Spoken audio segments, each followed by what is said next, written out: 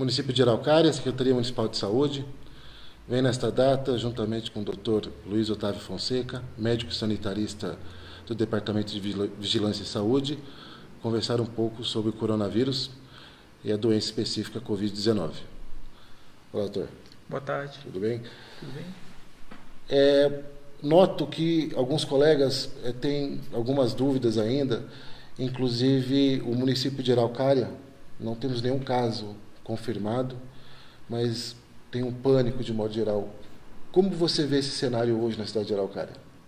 Até o momento, assim, na cidade de Araucária não temos nenhum caso confirmado de Covid-19, alguns casos suspeitos em investigação, ainda aguardando o resultado.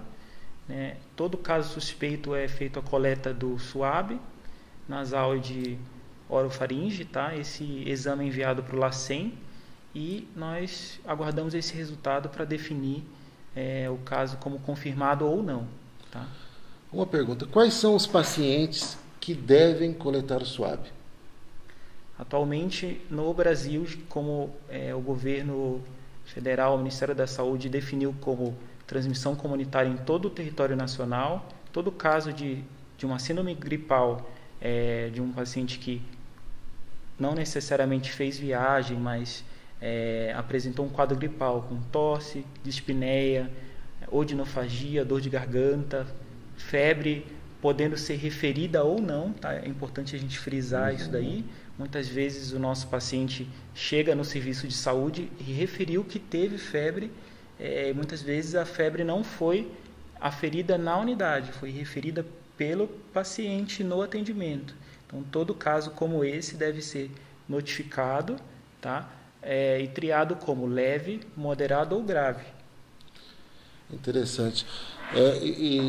E notamos que existe muitas dúvidas, assim, quem que é o paciente leve, quem que é o paciente moderado, quem que é o paciente grave, né?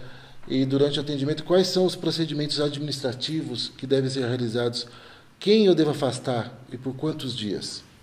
O afastamento de um quadro, de uma síndrome gripal, paciente que apresenta esses sintomas que a gente citou agora, deve ser afastado por 14 dias.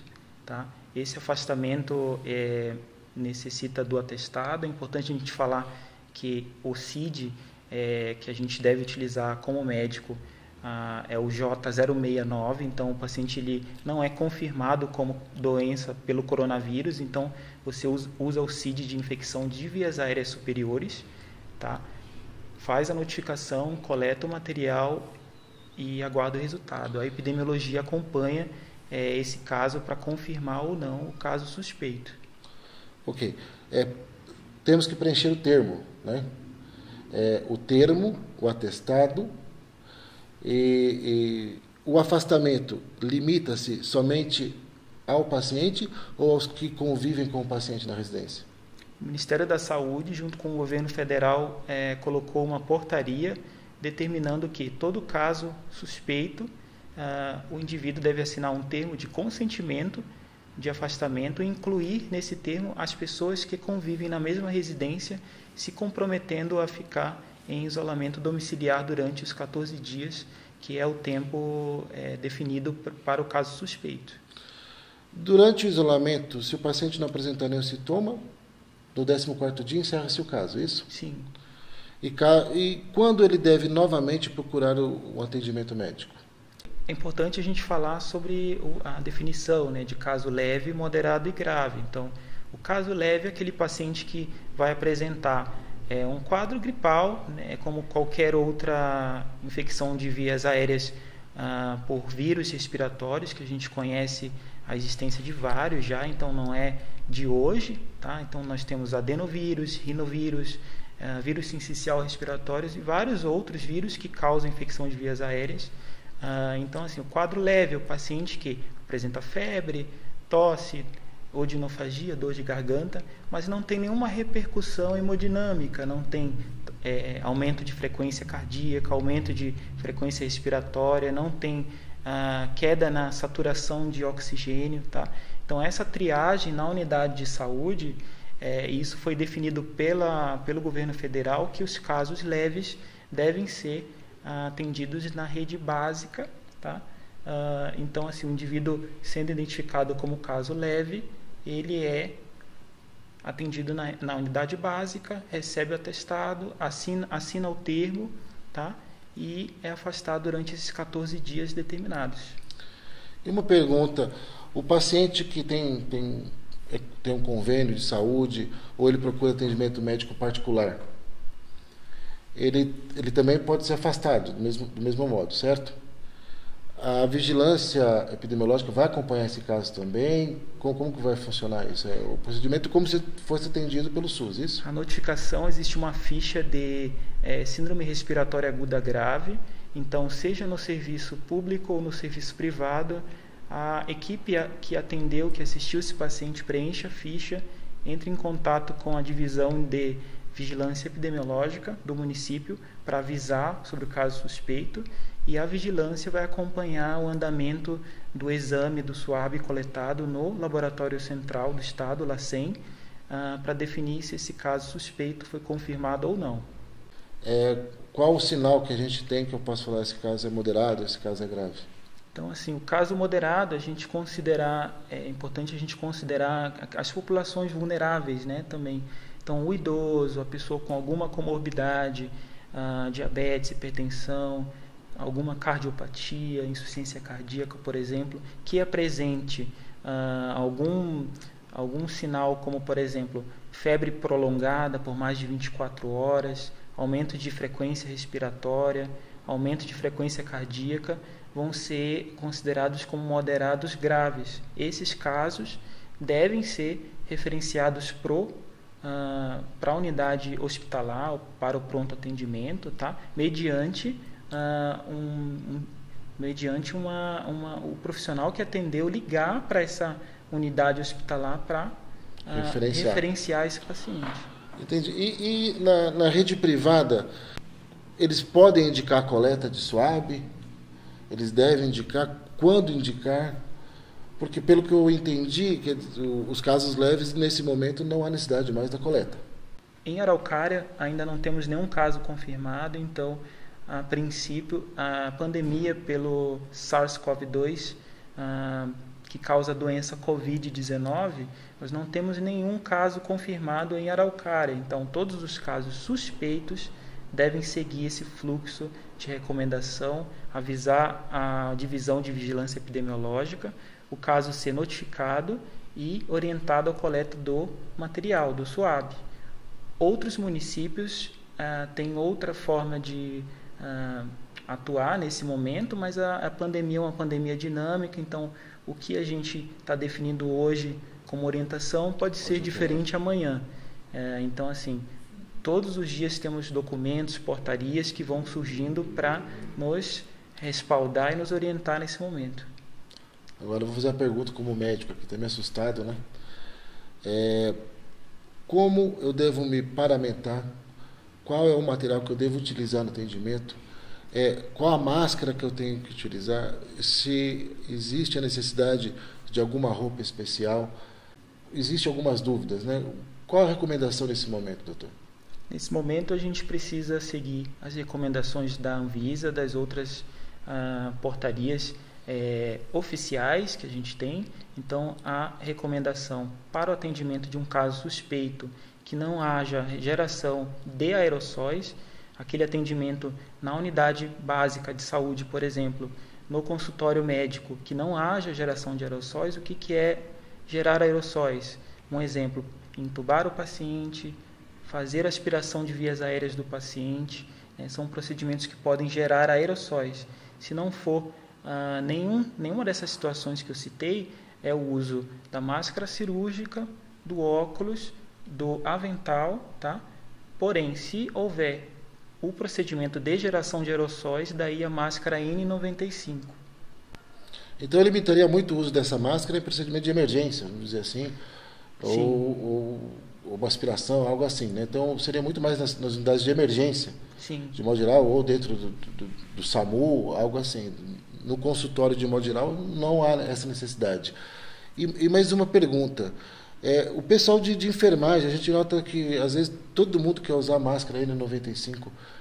Quem deve usar essa máscara N95 no caso do pessoal de enfermagem? ou dos técnicos de radiografia, ou o pessoal administrativo que circula pelo hospital, qual o equipamento que eles devem utilizar? Essa orientação ela precisa seguir uma racionalidade, né? Então, a gente precisa seguir, como eu falei, os documentos oficiais, as orientações da Anvisa, né? Então, assim, para o profissional da enfermagem que vai atuar na unidade de saúde, no atendimento do paciente, no caso suspeito, se não for realizado nenhum procedimento com geração de aerossóis, ele pode usar a máscara cirúrgica, o óculos, o gorro e o avental, tá? Se for atuar, por exemplo, numa sala de emergência, em que o profissional da enfermagem vai auxiliar o médico, por exemplo, num procedimento de intubação ou de aspiração de vias aéreas ou qualquer outro procedimento que possa gerar aerossóis, broncoscopia, por exemplo, daí ele usa a máscara N95 e os cuidados para a geração de aerossóis.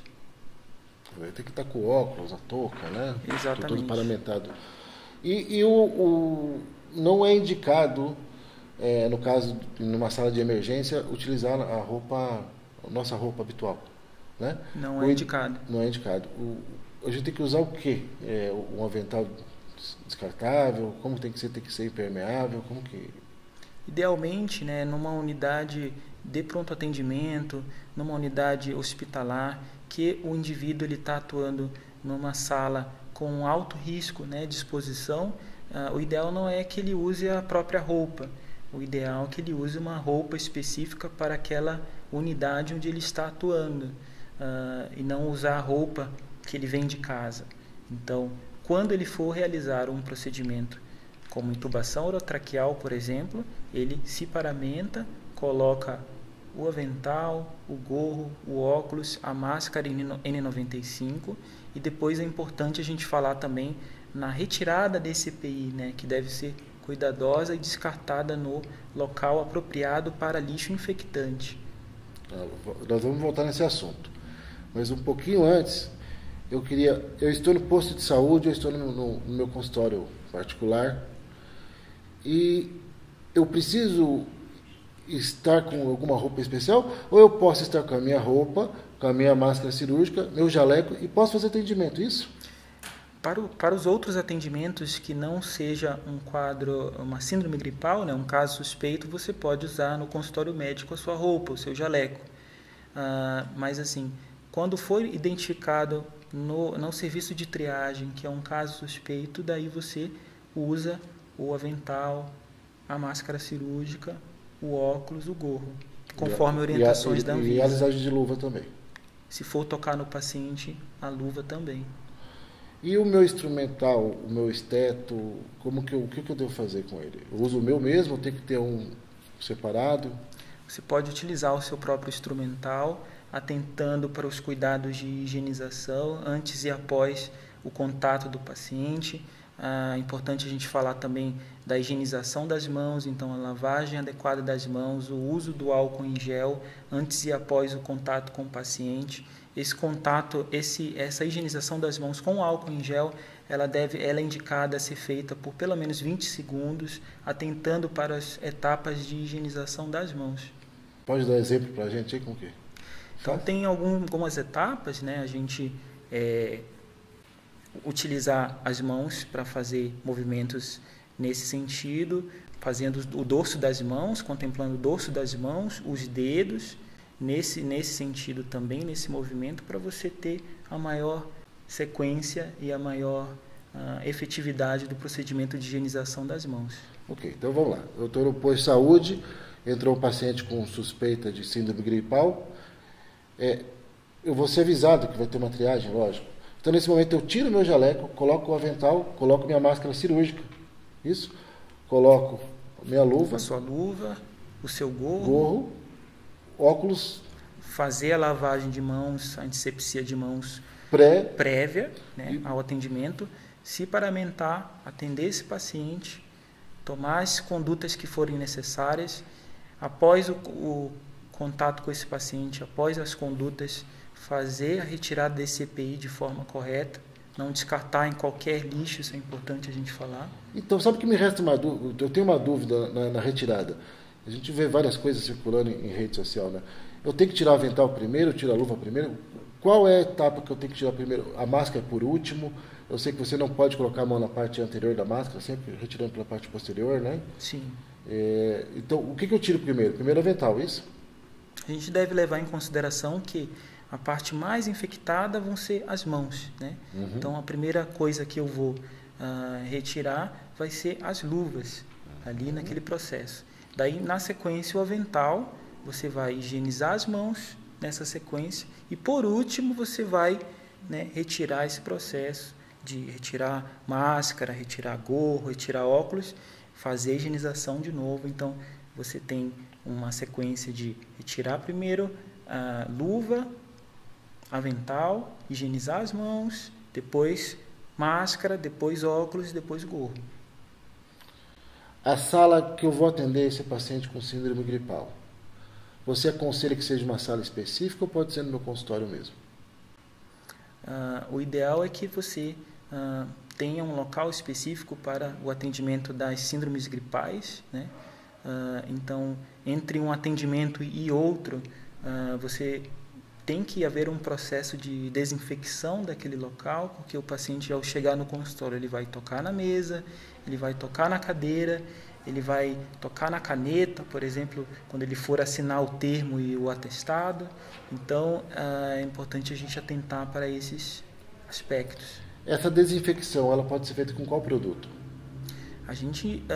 Existem alguns produtos específicos para limpeza de superfície, mas na ausência desses produtos, o próprio hipoclorito, o próprio álcool 70 podem ser utilizados também com eficácia. O teclado do computador? Teclado, mouse, né, todos os objetos que estão ali na mesa, no ambiente em que o paciente possa ter tocado ou possa ter, nessa chegada, tido contato, você precisa fazer a higienização. A maçaneta da porta, então, tudo isso precisa ser atentado. O avental que eu utilizei, a luva, o gorro, todo esse material deve ser descartado após o atendimento? Sim, em lixo infectante. Falando um pouco mais sobre o grupo de risco, o médico deve ter algum cuidado específico com o grupo de risco? O que você tem a falar sobre esse ponto? Anderson, na atual pandemia pelo SARS-CoV-2, né, que causa a doença COVID-19, assim conhecemos, precisamos atentar para os profissionais de qualquer unidade, seja pública ou privada, para orientar os seus pacientes que compareçam na unidade de saúde numa situação de extrema necessidade. Então, esses grupos com vulnerabilidade, pacientes acima de 60 anos, pacientes com hipertensão, diabetes, doenças cardíacas, sabemos que podem ter risco de complicações se ficarem doentes. Então, numa situação de pandemia, precisamos orientar que esses pacientes fiquem em casa. Se precisar de alguma orientação, que seja por telefone, né? E numa situação específica que precise de avaliação médica, a gente orienta que seja avaliado caso a caso. Mas a orientação é: fique em casa. Fique em casa. Essa é a palavra. Essa é a palavra. Né? Fique em casa. Luiz, caso o profissional médico tem alguma dúvida, como que ele pode fazer na cidade de Araucária? Bom, em Araucária, no departamento de Vigilância em Saúde, divisão de Vigilância Epidemiológica, vamos deixar aqui disponíveis os telefones para que ele entre em contato se houver alguma dúvida no que diz respeito à notificação de caso, envio de amostra, coleta de material ou qualquer ajuda no que for possível ajudarmos, estamos à disposição. Temos também canais, né, no site da Prefeitura também, para dúvidas, para a população também, e também para a classe médica e classe Sim. de saúde em geral. Então, Luiz, queria agradecer muito a sua presença. Eu acredito que esse não vai ser o primeiro nem o último, porque as coisas vão mudando dia a dia, cada dia tem uma nova portaria. Estamos trabalhando juntos, não temos nenhum caso em Araucária, estamos lutando para não ter nenhum. E Alguma recomendação final? Agradeço a oportunidade e o convite em nome do Departamento de Vigilância em Saúde. Como eu falei, a pandemia ela é dinâmica, cada dia é um dia.